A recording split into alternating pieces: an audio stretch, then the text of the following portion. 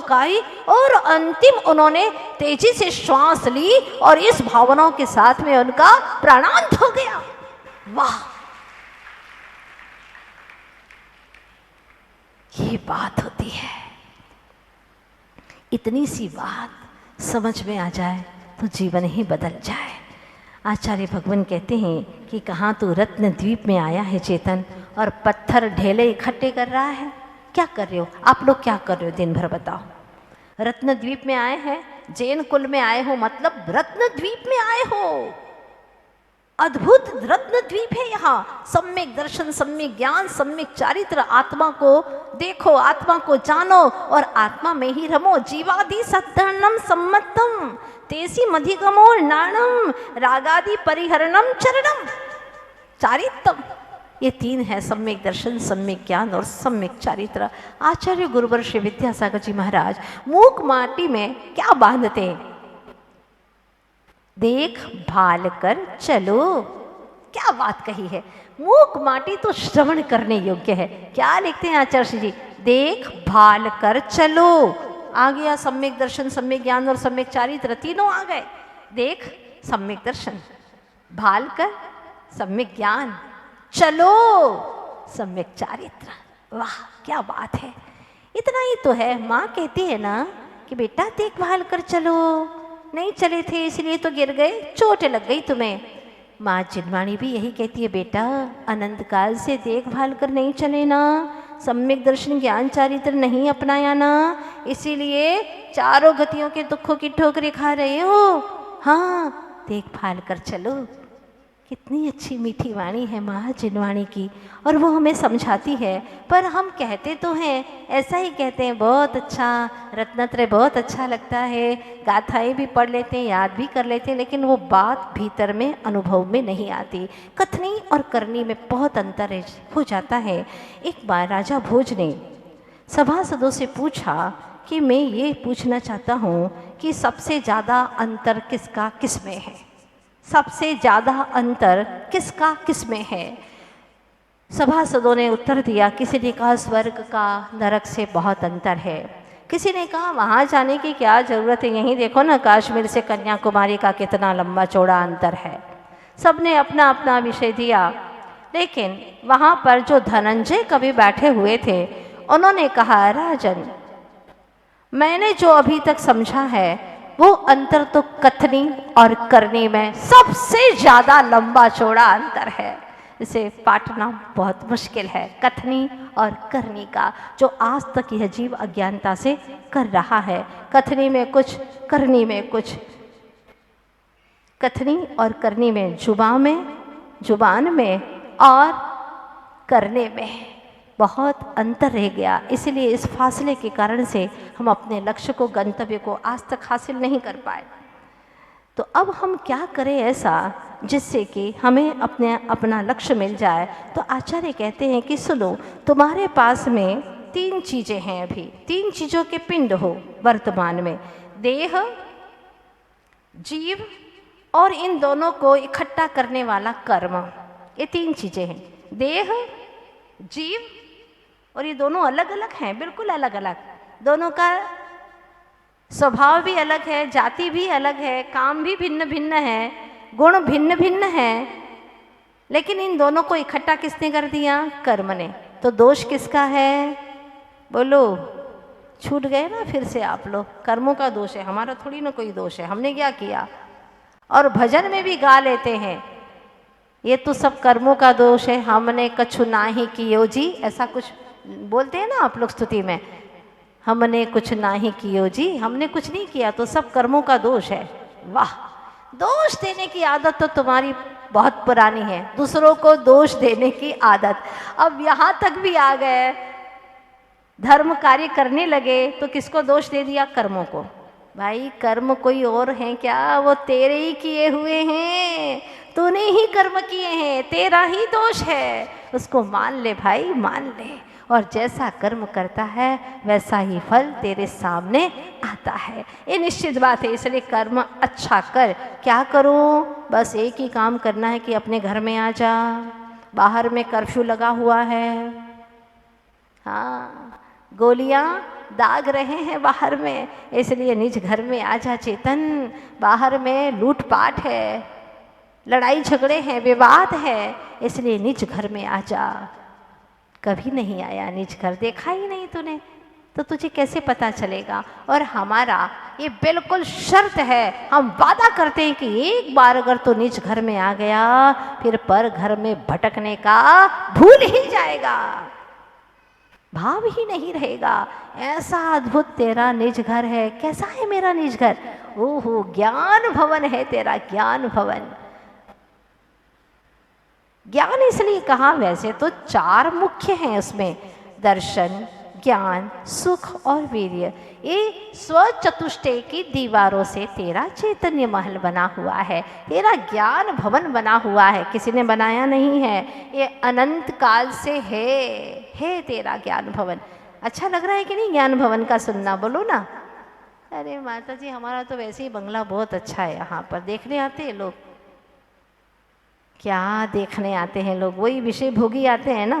लेकिन चैतन्य महल में चला गया तो अनंत ज्ञानी तुझे देखेंगे, अनंत ज्ञानी देखेंगे कि वाह भाई, धनी धन्य है जे जीव जिनने पाए नरभव पाए यह कारज किया। अभी भी देख रहे हैं अनंत ज्ञानी तुझे, लेकिन क्या देख रहे हैं कि देखो ये पुद्गल के घर को अपना घर मान रहा है, हाँ, जिसमें से तुझे बांध बूंद करके एक दिन निकाल देंगे।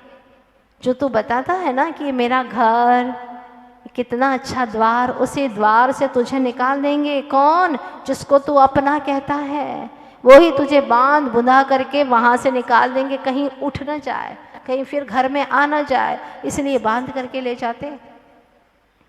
सोच ले, जिसको तू अपना कहता है सब पर है, सब पर है, विश्वास कर। अभी तो होता ही नहीं, कैसे होगा विश्वास? अभी तो मान ही नहीं सकते। और माता जी, अगर आज हमने घर जाकर के बोल दिया कि तुम सब पर आए हो, घर से निकाल देंगे हमें। भैया, कहने वाली बात नहीं है, बात मानने की है। मोक्ष मार्ग मान्यता से चलता है, कहने से नहीं चलता, मानने से चलता है। और इसीलिए सबसे पहले विपरीत मान्यता को बदलो, ये कहा है। मान्यता सम्यक बनाओ। हमारी झूठी मान्यता से ही हमारा संसार का परिभ्रमण हो रहा है। मान्यता बदल लो, सोच बदल दो, भाव बदले कि सब कुछ बदल जाता है। नजरें बदली कि नज़ारे बदल गए, दृष्टि बदली कि सारी सृष्टि बदल जाती है। वो सेठ की कहानी सुनी होगी आप लोगों ने, जिसने बहुत सारा चंदन इकट्ठा करके रखा था, चंदन का ही बिजनेस करता था, और उसके भाव खूब बढ़ गए। बड़ा खुश था कि अगर अभी मेरा चंदन बिक जाए तो माला माल हो जाऊंगा पीढ़ी दर पीढ़ी के लिए।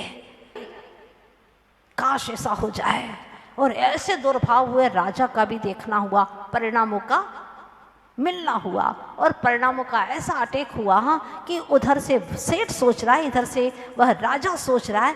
देखो, अकड़ करके खड़ा है, सारे लोग नीचे आ रहे प्रणाम करने के लिए, और ये नीचे भी उतर करके नहीं आ रहा है। मंत्री, इसको फांसी की सजा देना है कल। मेरा मन कहता है फांसी की सजा के लायक है, उसको कल फांसी की सजा देना है। देख लो कौन है, क्या नाम है इसका। ठीक है राजन। अब मंत्री क्या कहेगा? जो राजा कहे वही मान्य है, ठीक है। लेकिन मंत्री बड़ा स्वाध्यायशील था, वो समझता था कुछ तो ऐसे भाव हैं जिसके कारण से राजा ने अचानक ऐसा बोल दिया, वरना राजा तो कभी बोलता ही नहीं था। आज ऐसा क्यों बोल दिया राजा ने? सोच में पड़ा।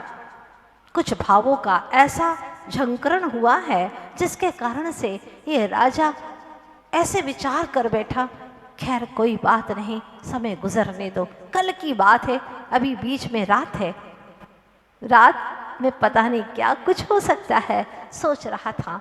और उधर राजा जैसे ही वहां से निकला, थोड़ा आगे बढ़ा कि सेठ के अंदर इतना पश्चाताप हुआ, इतना पश्चाताप हुआ। रे धिक्कार धिक्कार तुझे, तूने अपने प्रजापालक के बारे में इतना गंदा विचार कर लिया।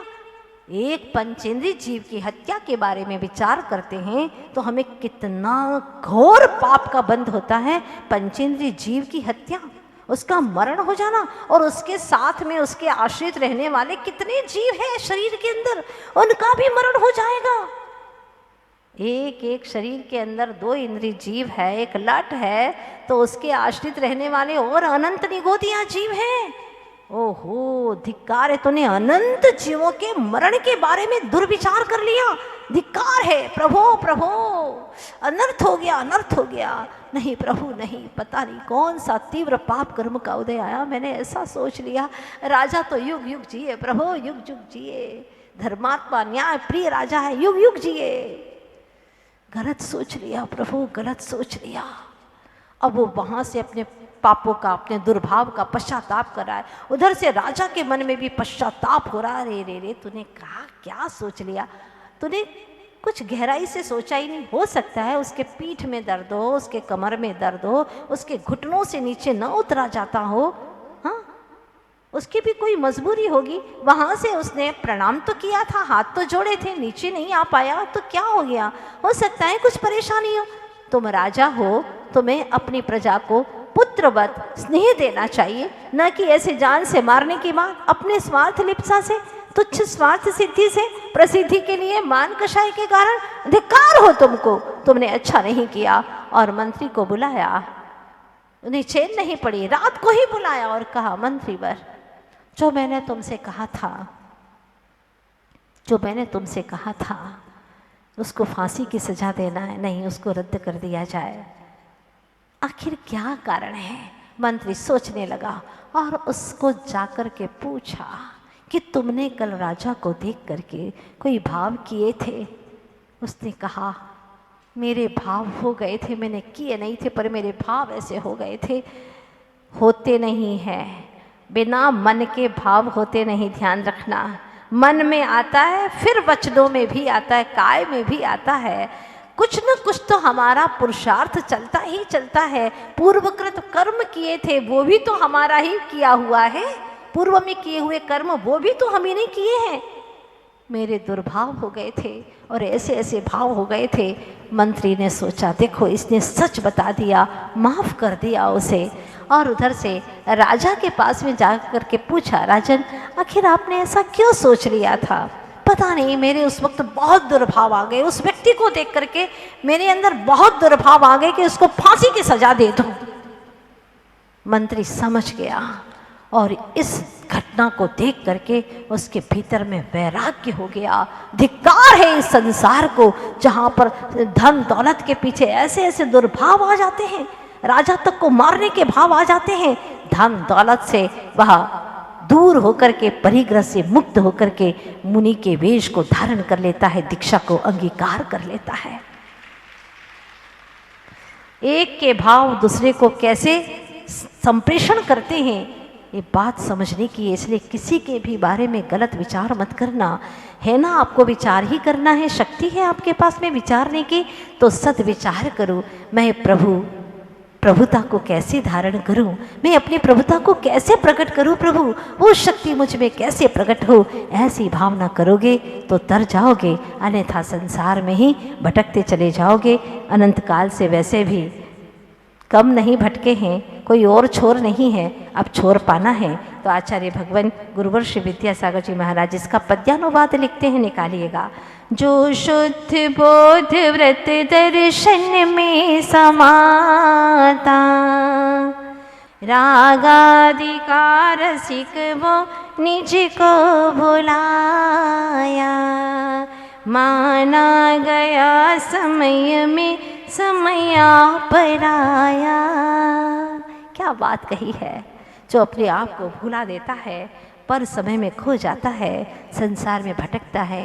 प्रभु अब हमको भटकना नहीं है, तय कर लो, अब हम नहीं भटकेंगे संसार में। अब हमको भी निज की सुध आ गई है और निज की सुध लेना है। अहो भाग्य है, सौभाग्य है, महाभाग्य है तुम्हारा, जो तुम्हें अपनी कथा को सुनने का भाव आ गया है।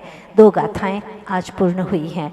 कल रविवार का दिन है, जो आप लोग बड़ी बेसब्री से प्रतीक्षा करते हैं। रविवार का दिन कुछ विशेष है और यहाँ पर एक बहुत सुंदर गुरुकुल, जीवंत गुरुकुल, प्राचीन संस्कृति सभ्यता को उजागर करने वाला हमारे गुरुवर आचार्य श्री विद्यासागर जी महाराज जो चाहते हैं उन्हीं के अनुकरण, उन्हीं के वचनों का अनुकरण करने वाला ऐसा ही जैसे प्रतिभा स्थली है।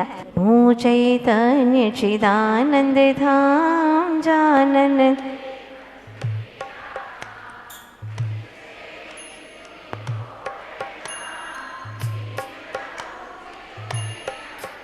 ओ चैतन्य चिदानंद धाम। भावों से पढ़िए। विषय कषाय दुख की खान, आत्मज्ञान सुख शांति निधान, किंतु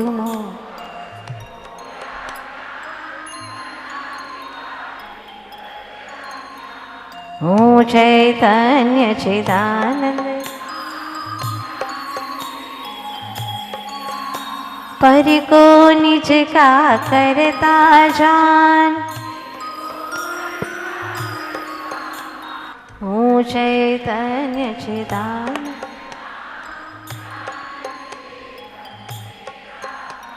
समय सार का करके पान,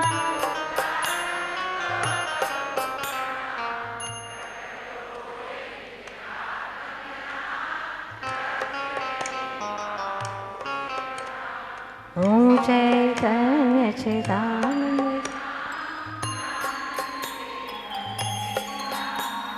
निश्चय से हो भगवान,